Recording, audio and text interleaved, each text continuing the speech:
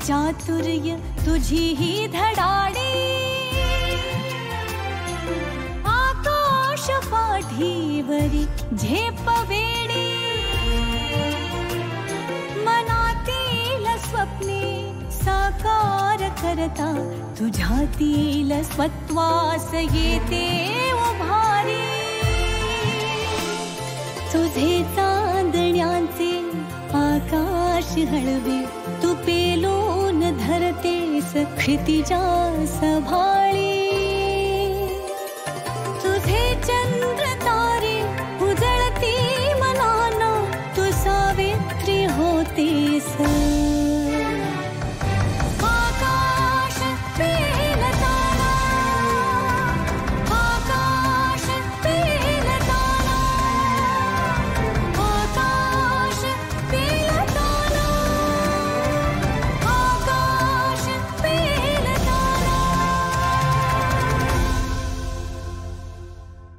आपल्या महाराष्ट्रातल्या स्त्रिया राकट देशातल्या स्त्रिया आहेत, कणखर आहेत. म्हणूनच मंडळी, स्त्री जन्मा ही तुझी कहाणी, हृदयी अमृत नयनी पाणी. स्त्रीची ही कहाणी आता त्यांनी बदलली आहे. हृदयातलं अमृत तसंच आहे, डोळ्यातल्या पाण्याच्या जागी मात्र आता जिद्द आहे. आणि या जिद्दीला शिक्षणाची अट नाही. म्हणून तर 4थी पर्यंत शिक्षण झालेल्या गुणाबाई सुतार यांना खेकड्याची मावशी अशी पदवी मिळाली. 6 भावांबरोबरची ही बहीण, पण वडील म्हणायचे हा मुलगाच आहे माझा. त्यांनी आपल्या या गुणवंत लेकीला मासेमारी शिकवली. खेकडे कसे पकडायचे त्याचा अभ्यास रोज करून घेतला.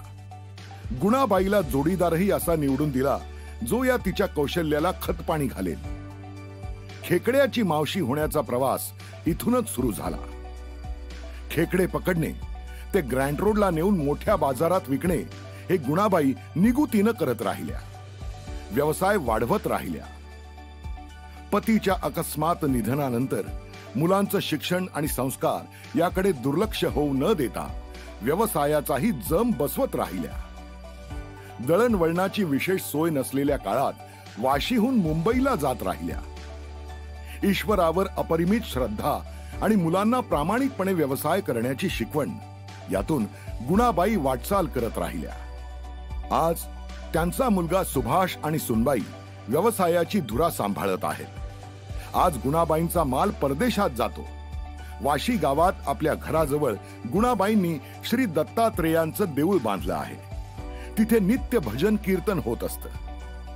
गुणाबाई आयुष्याच्या या संध्याकाळी शांत, तृप्त, समाधानी आहेत.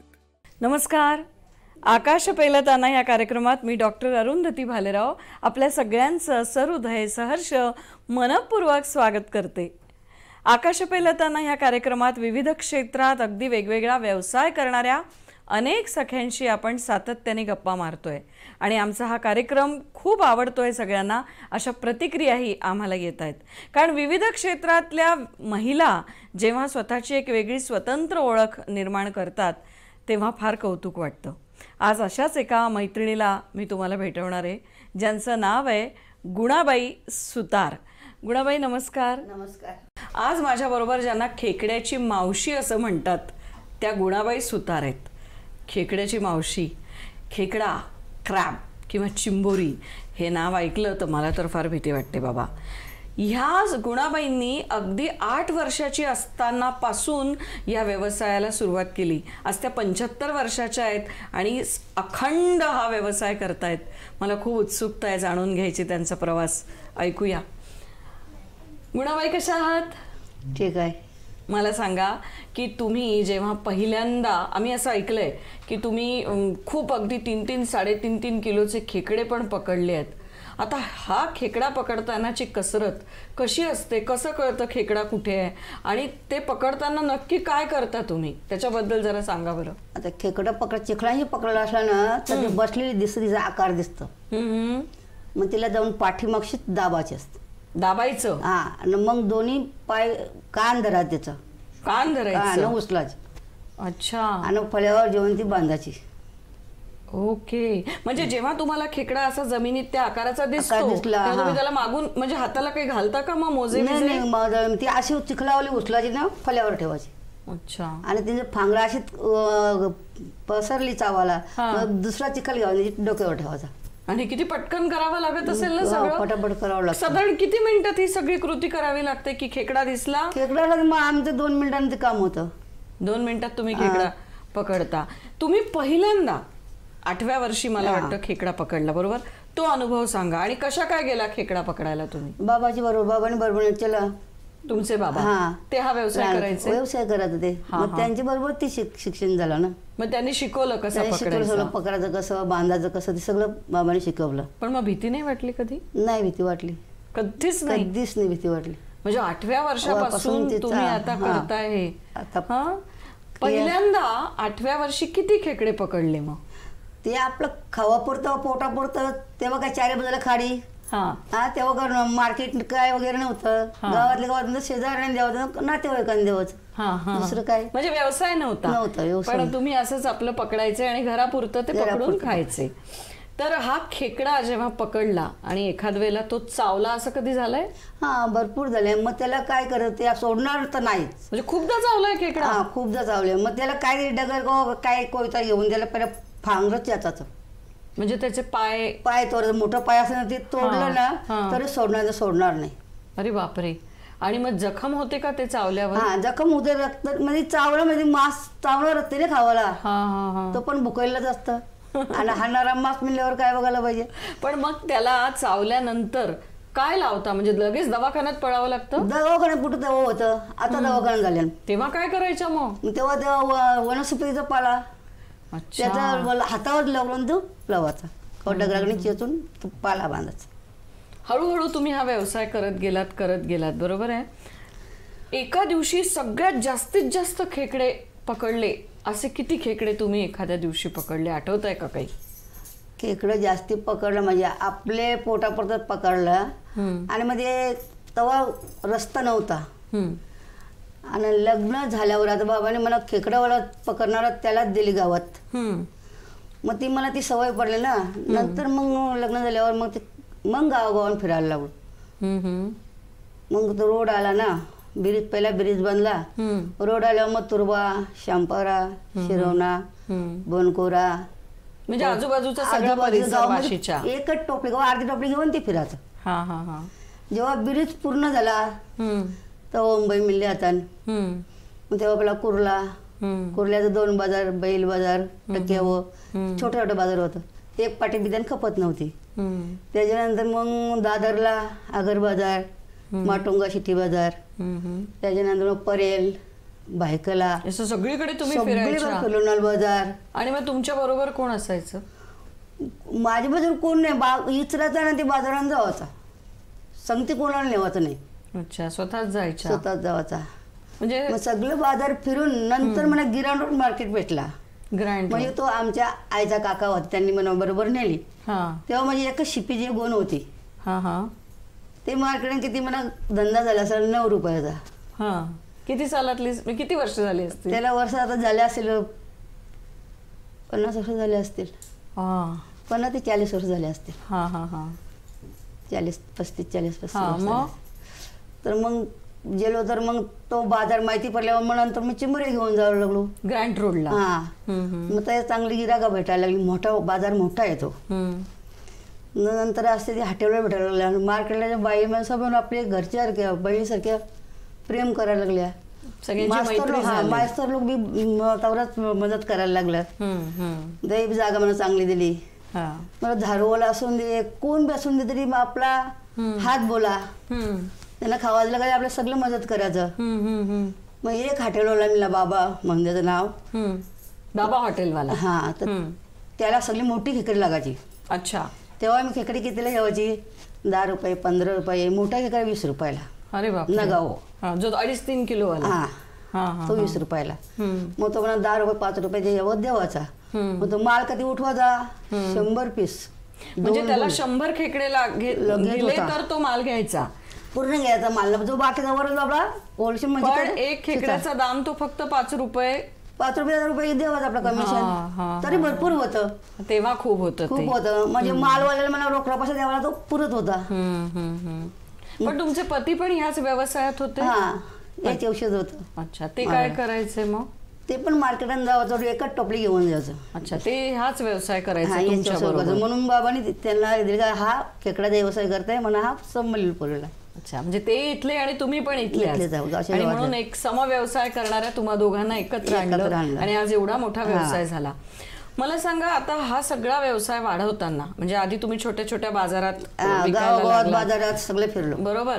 आणि मग हॉटेलमध्ये पण द्यायला लागलात नंतर? नंतर ते हॉटेलवाले भेटलं ना, गिरनार रोडला मग हॉटेलवाले भेटलं. हा. मग त्या हॉटेलवाल्याने एकाने माझी मद्राशाची ओळख करून दिली. कमी द्यायला माल दिसेल का, आता वरलेला माल तो कुठं नेतस, मग घरी द्यायला दे. मग त्यांनी माझा सगळा पत्ता घेतला ना, मग घरी आला तो माझे.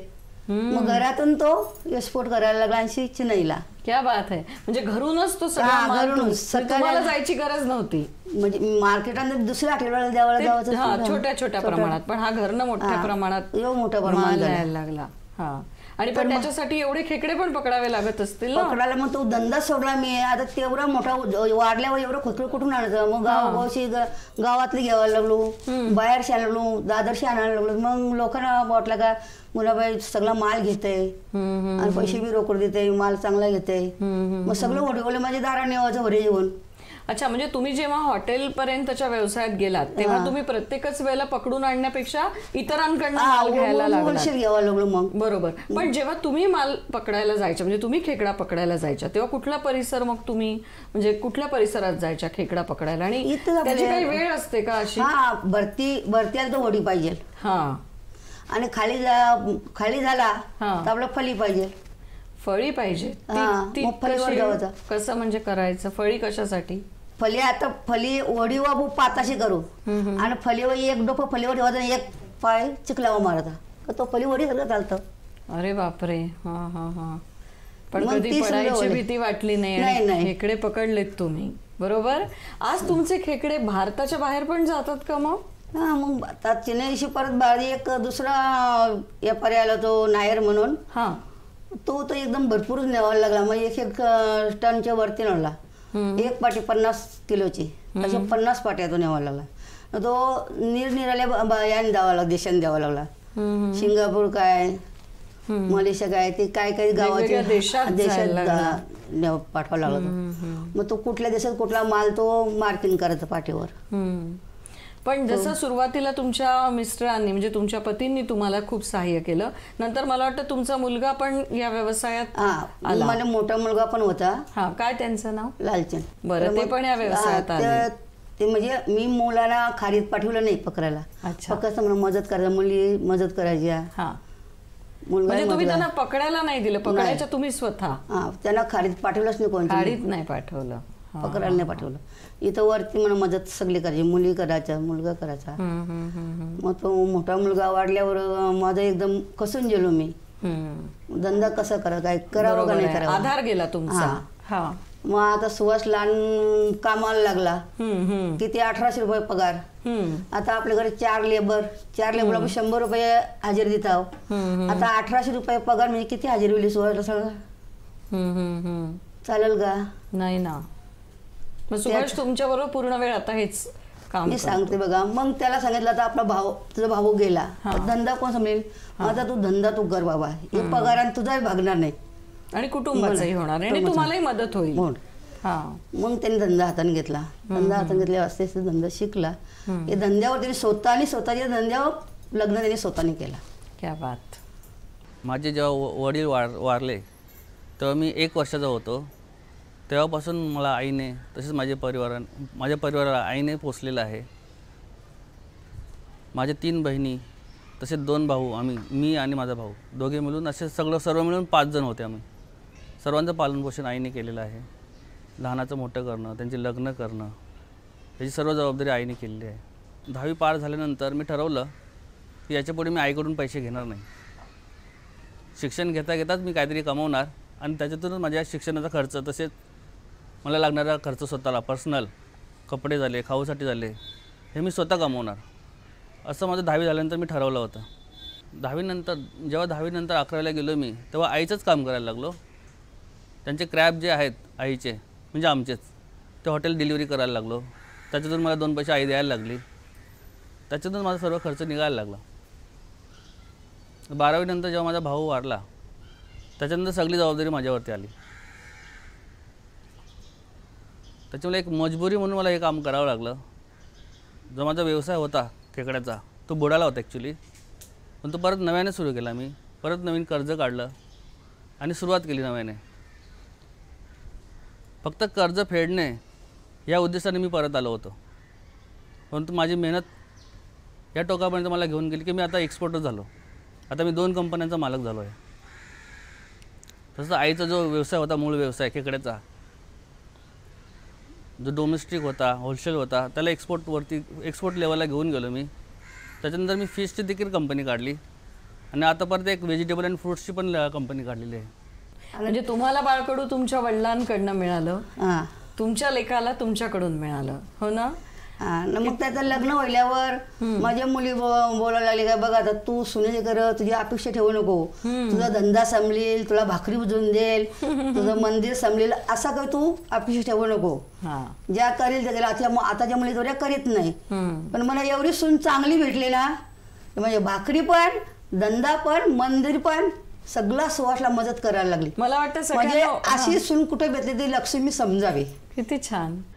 आम्हाला अभिमान आहे की मी एवढ्या मोठ्या कर्तृत्वान स्त्रीची सून आहे. आता त्यांनी मला, माझं लग्न झालं तेव्हा मला काहीही येत नव्हतं, म्हणजे मच्छीच्या बाबतीत, कारण की घरी आई वडील सगळे करायचे. इथे आल्यानंतर त्यांनी मला खेकडा कसा पकडायचा, बांधायचा कसा, मच्छी कशी कापायची, हे सगळं त्यांनी शिकवलेलं आहे. आता मी त्यांच्याबरोबर या व्यवसायामध्ये राहून आमची एक्सपोर्ट कंपनी आहे लालचंद एंटरप्राइजेस या नावाने, जिवंत खेकडे आम्ही एक्सपोर्ट करतो. त्या कंपनीमध्येच मी टेक्निशियन या पोझिशनवरती आहे आणि त्यांच्या सुभाषच्या बरोबर मी काम करते. किती मोठं मन आहे गुणाबाईंचं की त्यांच्या मुलींनी पहिल्यांदा त्यांना ही शिकवण दिली की तू सुनेकडनं सगळ्याच अपेक्षा करू नको की तिने तुला जेवायला पण घातलं पाहिजे, तिने व्यवसाय पण केला पाहिजे, मंदिर पण समजलं पाहिजे, मंदिर पण सांभाळलं पाहिजे. पण गुणाबाई म्हणतात आहे की मला इतकी चांगली सून मिळाली की ते माझं नशीब आहे. आणि सासूने सुनेला ही पावती देणं ही पण किती आनंदाची गोष्ट आहे. म्हणजे इयत्ता पहिली शिकलेली बाई आहे, पण त्यांचा वैचारिक स्तर हा किती मोठा आहे आणि ही खूपच खरंच खूप आम्हाला खूप याच्यातनं शिकण्यासारखं आहे. मला सांगा गुणाबाई, आता असं कधी वाटतं का की रोज ती पाटी घेऊन तुम्ही जायच्या, ती पाटी चिखलातनं घसरवत न्यायची, ते उडाले मोठे मोठे जड खेकडे पकडायचे, आता बस झालं, असं कधी वाटतं का तुम्हाला? आता तसंच वाटलं म्हणून तू सुभाषला पुढे गेला ना. आता बाबा तुझा धंदा संभल, आता तू माझा सुकला, तो धंदा शिकल्यावर त्यांनी एक्सपोर्टचा लायसन काढला. अच्छा. आता दुसरं एक्सपोर्ट वाढायला आपण देत होतो, स्वतः एक्सपोर्ट व्हायला त्यांना लायसन करून मग मला चिंताच नाही. मग तुम्ही आता काय पूर्ण वेळ म्हणजे आता काय आपली शेती बाती, भात लावतो, भाजी लावतो आणि देवपूजा, बस. म्हणजे अजूनही तुम्ही शांत नाही, शेतात जाता, काम करता मुलगा म्हणून कुठं पाठवलीच नाही, पण आपला रवळ जो काम केलेलं आहे रवळ का एक कामवाल्याकडून करून घ्यावं पाहिजे ना. गुणाबाई, मला एक सांगा, तुमच्या वडिलांनी तुम्हाला, तुम्ही लहान असताना चिखलात पाठवलं खेकडे पकडायला, मग तुम्ही मगा म्हणालात की तुम्ही तुमच्या मुलांना नाही पाठवलं खाडीत खेकडे पकडायला, त्याचं कारण काय बरं? त्याचं कारण आता तेव्हा काहीच नव्हतं आधार ना, चारी तुला खालीच होती. आता ही शिल्को आल्यावर सगळं सुधारणी झाली, मग त्या टायमाला मुलाला पाठवून माझ्या मनाला बरं नाही वाटलं. ते आता सुका दिवस आला आता, म्हणजे आपण जो त्रास काढला तो मुलांना काढू नये असं तुम्हाला वाटत होतं, पण मुलांना तुम्ही दुसऱ्या ही व्यवसाय मोठी झाल्यावर मी व्यवसाय आता तुम्ही उचला म्हणून पाऊल. तर वडिलांनी जेव्हा तुम्हाला पहिल्यांदा खेकडा पकडायला पाठवलं तेव्हाच काही एखादी आठवण आहे का तुमच्या लक्षात? पहिला त्याने खेकडाला पाठवलं, त्याने बघा हे कोयता आहे, पहिले पाठी ठेव. कोयता खेकड्याच्या पाठीवर पाठी मग हात पकड, मग पकडून त्याला बांध. मग ते बांधून आणायचे कसे? मग एवढे जड बांधून ते बांधल्यावर मग आपल्याला पाठीमध्ये टाकता येतं. हा, मग पाठी उचलून आणता येतात. पाठी डोक्यावर उचलून घेऊन घेऊन यायचं. यायचं. बरं, मग पूर्वीच्या काळी एवढं काही रिक्षे हे ते असं काहीच सगळं फार नव्हतं काही ना, काहीच नव्हतं. म्हणून चालत जावं तर लागत होतं ना. मग तुम्ही ग्रँड रोड इकडे तिकडे ते रस्त्यावर मी सांगणार, जेव्हा रोड झाला ना, हा, मुंबईला गारेगावला रोड झाला, ब्रिज बांधल्यावर मग ते मार्केट आपल्याला भेटायला लागलं ना. पहिला इथून रस्ता झाला तो शांपाऱ्या, परत सानपाडा परत. ठाणा तर बेलापूर रोड, मग त्याला जॉईन होला शांपाऱ्यावाली. हा, मग ती ठाणा बस इथे यावं लागली आपली सकाळी. मग तेव्हा ठाण्याला जावं लागलो. त्याच्या आधी सगळी पायपीटच. हा, सगळे पाय पेटत. म्हणजे पायी पायी मग सगळं. तेव्हा ते आपल्याला घनसोली, राबारा, गोठवली, तेव्हा एसटीने जावं तर मग तिकडं मग त्या बरं, सकाळी खेकड्याची मावशी हे नाव तुम्हाला कसं काय पडलं? म्हणजे कोण म्हणायला लागलं खेकड्याची मावशी? पेपरवाले पेपरला दिलं तेव्हा आम्हाला माहिती पडलं. अच्छा, कसं वाटलं हे नाव ऐकून? बरं वाटलं. हं? म्हणजे खेकड्याची मावशी एकच, एकच. कोण तर गुणाबाई सुतार. आता हे खेकडे खूप जड असतात ना, इतके सगळे. तर हे खेकडे मग जे उरतात, जे विकल्या जात नाही, त्यांना तुम्ही कसं सांभाळता, कसं ठेवता? मग ते पाट्याने व्यवस्थित ठेवायचं. त्यांचा पाय सुटला नाही पाहिजे. हा, पाय सुटला तर एक एमला चावून ते मरतील. हा, त्यांचे ते पाय तोडतील. मग पाय व्यवस्थित बांधून सारखं पाट्याने पाणी चित्राचा, समुद्राचा. त्यांना खारा पाणीच पाहिजे, गोरा पाणी नाही. अच्छा, म्हणजे समुद्राचंच पाणी शिंपडायचं. शिंपराचं तो पण 2 घंट्यान 1 घंट्यान पाणी शिंपरायचं. पण मग ते ठेवायचे कुठे सगळे? पाटीतच ठेवायचा. अच्छा, आणि नंतर जास्ती झाली मग मागं टाकी बांधली. एक समुद्रात टाकी बांधली होती. त्या अरे पुरा बापरे. 1 टन 1.5 टन मावत होता. कुठल्या समुद्रामध्ये? कुठे? आपल्या घराच्या बाजूलाच. तिथं ओऱ्या, डायरेक्ट ओऱ्या होत्या, तेव्हा ब्रिज नव्हतं ना. हा हा हा हा. बरं, तुम्ही मग हे पण होडी चालवायला पण शिकलात ना? ती वेळ का आली होडी चालवायला? वडी चालवा बाबाने, मग आता बाबाची सांगतेला पाहिजे ना. हा, मग वडी चालवायची मी बाबाने पकडत. हा, मग ती भीती नाही वाटली पाण्याची? नाही, आपण पोवायला पण शिकवलं ना बाबांनी. वरी जर बाहेर असली तर पाहून जाऊ दे, वरी घेऊन यायची. वरी जर बाहेर टाकायची असली मग तिला पावरी टाकायची, काठी लावायची, मग त्यांची परत किनार लावायचं. वरी लांबून टाकायला पाहिजे. किनारला तर लाटाची वरी आली तर फुटाल. म्हणून ती पवाला बाबाजी घरात शिकलो. म्हणजे तुमच्या वडिलांनी खेकडे पकडायला शिकवलं, पोहायला शिकवलं आणि होडी चालवायला शिकवली. म्हणजे या व्यवसायाला ज्याची ज्याची गरज आहे ते सगळं शिकवलं. तर जेव्हा वडिलांनी मला चिंबोऱ्या पकडायला शिकवल्या, बांधायला शिकवल्या, अनेक व्यवसाय म्हणजे काय निश्चित चिंबोऱ्यात नाही, मावरा बी होता. मग मला बाबाजी बरोबर जातात तो मला मुलगी नाही मुलगाच म्हणायचा. कोणतरी आला तरी हा मुलगा, हा माझा मुलगा आहे. मरेपर्यंत मुलगाच म्हणायचा. आणि लग्न झाल्यावर पण त्याचा माझ्याकडे लक्ष होता, किती माल घेतस, किती विकलास, मग त्याच्यामध्ये तू बघा फायदा होईल का नुकसान होईल ना. माल कधी जेवायचा, कंचे वाराला जेवायचा, कंचे वाराला माल खपल हे बघायचा. शेवटपर्यंत म्हणजे माझा मरेपर्यंत माझ्याकडे लक्ष ठेवला. ते सगळं तुम्हाला त्यांनी शिकवलं. आता हे सगळं करताना जेव्हा तुम्ही सुरुवात केली तेव्हा तुमच्यासारख्या मुली यायच्या का हा व्यवसाय करायला किंवा पकडायला खेकडे यायच्या? मुली असायच्या तुमच्या बरोबर? असायच्या मुली असायच्या. म्हणजे त्यांच्याही घरातनं त्यांना पाठवलं जायचं. म्हणजे त्या काळी त्यांच्या पण घरातला काय आहे नाही जेवणापुरता तरी. हा हा, म्हणजे तुमच्यासारख्या अनेक मुली अशा प्रकारचं काम करायच्या. आणि बाहेर माणसं पण मार्केटात जाताना पाटे एक पाटे जेवण बी इतका धंदा सगळ्यांना परवडत नाही. आणि आता या व्यवसायाचं स्वरूप बदललंय असं वाटतं का तुम्हाला? आता खूप बदलला, पण महाग पण झाला. तेव्हा 20 रुपयाला एक खेकडा, आता 21 रुपयाला किलो. म्हणजे 2.5 किलो किती झालं? 21 प्रमाण. आणि एक खेकडा मिळाला तर किती नुकसान झाला. म्हणजे पुष्कळ फरक पडला. फरक झाला. स्वरूपातही त्याच्या बदल होत गेला, भावातही बदल होत गेला. भावातही बदलला. तेव्हा किती नाते वगैरे दिलं खावायला काय वाटत नाही ना, गाव घेत होतं ना. स्पर्धा आहे का आणि तुमच्या क्षेत्रात? स्पर्धा म्हणजे माझाच विकला गेला पाहिजे खेकडा आणि माझाच खेकडा कसा चांगला आहे हा खाऊन बघा, असं काही असतं का? तसं काय नाही. तसं असला तर तो माणूस काय करतं, आपल्या गिराकाला डोला मारून बोलवतं. आपला खेकडा मोडला असला ना तरी पाटीन जागा, मग त्याशी काय झगडा करायचा? म्हणजे काय डोळा मारून तिच्यापेक्षा कमी भावून देतो इकडे. मग तुम्हाला पण असं डोळा मारावा लागला कधी? नाही. माझी गिराक माझी सरळ लेवायची. गिराकच नाही, फेरेवाला सगळे माझी कशी माल बाजारांच्या बायका पण बाई माणसं पण माझ्या घरी घेऊन विकायच्या. म्हणजे सगळ्या गिराहिकांचा तुमच्यावर विश्वास होता की गुणाबाई जे देणार ते चांगलं देणार, त्यामुळे तुम्हाला डोळा मारून बोलवायची वेळ कधी नाही. या सगळ्या तुमच्या प्रवासातली एखादी लक्षात राहणारी आठवण सांगा ना आम्हाला, एखादी की तुमच्या अगदी कायम लक्षात राहील ती. आज तुम्ही शेती करता, आज तुम्ही खेकडे पकडायला जात नाही, तुमचा लेख सुभाषच हे सगळं आत्ता तुम्ही म्हणालात की सांभाळतो, पण तरी सुद्धा एक आठवण अशी आहे की जी तुम्हाला आयुष्यात खूप काही शिकवून गेली, असं काय आठवत आहे? तसं आठवल्या गेलं तर आपला कोण आहे? परमेश्वरच असतं, दुसरा कोण नाही. शिकवणारा, पाठीराखा एकच भगवंत असतो. बुद्धी देणारा, चांगलं सगळं, कर्म हा. करायला लावणारा. बरोबर. सर्व एकच असतं. बरं, आम्ही असं ऐकलंय की तुम्ही फार गोड गाता सुद्धा. ती भगवंताच लीला आहे. मग तुम्ही त्याला तुमच्या गाण्याने आमच्या मुलाखतीचा खरं तर शेवट व्हायला पाहिजे. जनी मने नामयाला रंगला अभंग, जनी मने नामयाला रंगला अभंग, कीर्तनाचे नाच माझा सखा पांडुरंग, कीर्तनात नाचे माझा सखा पांडुरंग, पंढरीच्या पांडुरंगा बेगी बेगी धाव रे, पंढरीच्या पांडुरंगा बेगी बेगी धाव रे, जुना पुराणा नाव माझा किनारीला लाव रे, जुना पुराणा नाव माझा किनारीला नाव रे.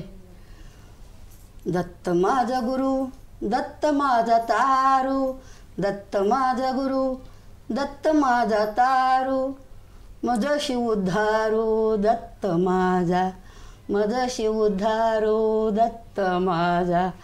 दत्त दिगंबरायावो दयाला मला भेट द्यावो, दत्त दिगंबरायावो दयाला मला भेट द्यावो. शिव बाबा कमाल कर दिया, शिव बाबा तू कमाल कर दिया, तू मेरे साथ साथ है, शिव बाबा तू कमाल कर दिया, तू तो मेरे साथ साथ है. ओम शांती. क्या ओम बात. शांती. ओम शांती. किती छान गुणाबाई, किती खडतर पण किती आनंद देणारा तुमचा प्रवास आहे. आणि एक गोष्ट जाणवली की त्या प्रवासाचा त्यांना कुठेही म्हणजे कंटाळा नाही, मनस्ताप नाही, चिडचिड नाही, अतिशय आनंदाने त्यांनी त्यांचा व्यवसाय स्वीकारला.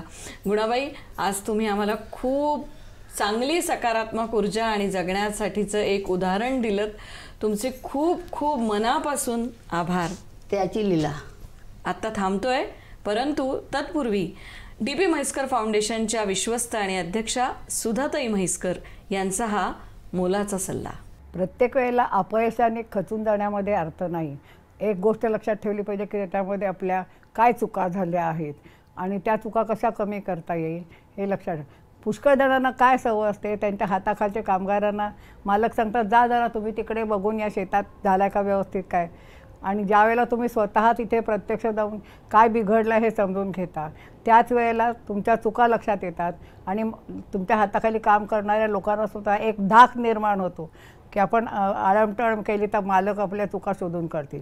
आणि ज्या वेळेला आमच्या धंद्यामध्ये तेव्हा माझ्या मिस्टरांनी स्वतः लक्ष ठेवलं की ते स्वतः साईटवर जाऊन उभं राहायचे की मी इथे आहे, तुम्ही आत्ता काम व्यवस्थित करा, तर त्याचा परिणाम जास्ती चांगला होतो की कामगार लोक साहेब आपल्याबरोबर आहेत म्हटल्यानंतर जास्ती उत्साहाने काम करायला तयार होतात. आणि हे सगळ्यात महत्त्वाचं आहे. जा आणि करा यापेक्षा आपण करूया हा जो मूलमंत्र तुम्ही लक्षात ठेवलात तर आपल्या व्यवसाय पुढे जायला जास्ती मदत होईल. तुझे चांदण्याचे आकाश हळवे, तू पेलून धरतेस क्षितिजा सभाळी.